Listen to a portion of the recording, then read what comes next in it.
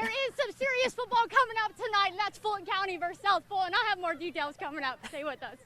Get focused real quick. Oh, at least I made it on the board, so that's a good step up. With every tweet, you'll find a hashtag the little things. Tonight, his players are wearing a shirt that says just that underneath their jerseys. When Dawson arrived on campus, he brought head coach Mitch Stewart two things: a hat from his hometown and what Australians call a stubby holder. While almost no one was watching, Nick Newcomb hit the ball out of this bunker to eagle on 18, putting him 6 under par. For the second straight season, the Kentucky Wildcats start their year 3-0 after a 48-10 win over Murray State.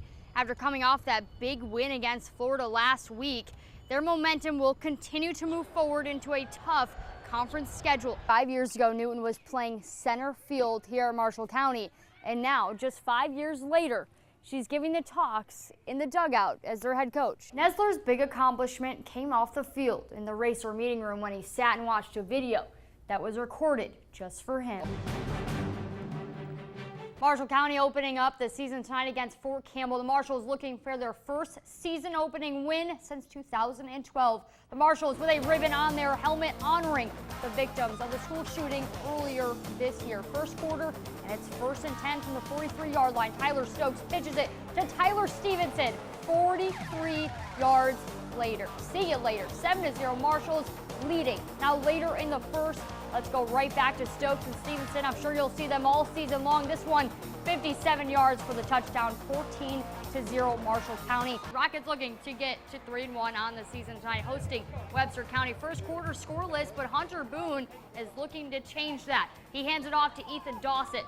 Grabs a nice first down. Dossett picks up those 14 yards to move the chains. Now later in the first quarter, both teams, again, looking for some momentum. Bryce Johnson gives the ball to Tanner Robinson, but a big stop from the Rockets. To the second quarter we go. Boone to Dawson again. This time it's in the air, and it's for a touchdown. Crittenden goes on to win 48-13. The NBA draft is just 8 days away. Former Murray State racer Jonathan Stark continues to fight for exposure with teams at the next level. After a workout with the Memphis Grizzlies in May, Stark will try to impress the Washington Wizards tomorrow. Stark will work out besides 5 other NBA prospects. But this is another opportunity to show off his ability to score and possibly move up on that board. The draft will start next Thursday. This time tomorrow, the McCracken County baseball team will be pulling into Lexington, and while the Mustangs are playing in the state tournament semifinals against Highland, they'll also be up against a tough pitcher. Bluebirds pitcher Drew Rahm was selected in the Major League Baseball draft in the 4th round to the Baltimore Orioles. The Mustangs will have to deal with his 91 miles per hour fastball, and so while McCracken has put up 30 runs in their last 2 games, Rahm will try to put an end to that explosive hitting streak.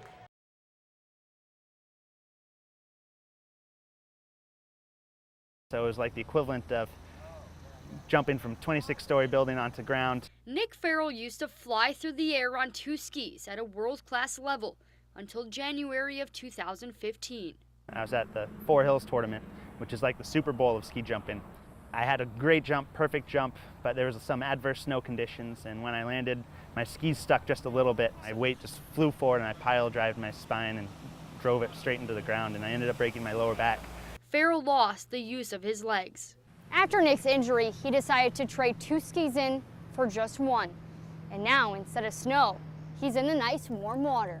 6 months after my injury, I water skied for the first time. Getting behind the boat, feeling the speed, and just carving through the water was super nice.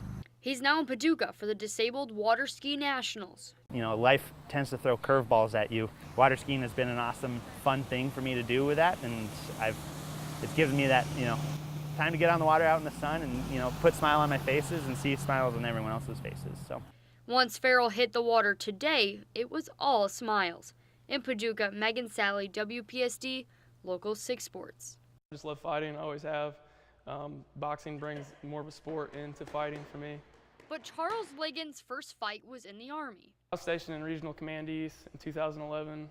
I was there for about 10 months before I got hit by a mounted IED, which I lost my leg. As he returned from Afghanistan, Ligon took a year to teach himself how to walk again.